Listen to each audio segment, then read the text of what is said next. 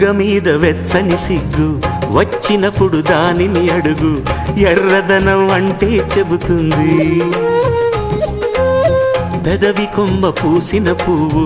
అందమైన నీ చిరునవ్వు తెల్ల రంగు అట్టా ఉంటుంది నీలో నిలువున పులకలు రేగిన వేళ నువ్వే పచ్చని పైరువు అవుతావమ్మా దిగులు రంగే నలుపు అనుకో ప్రేమ పొంగే పసుపు అనుకో భావాలను గమనిస్తుంటే ప్రతి రంగును చూస్తున్నట్టే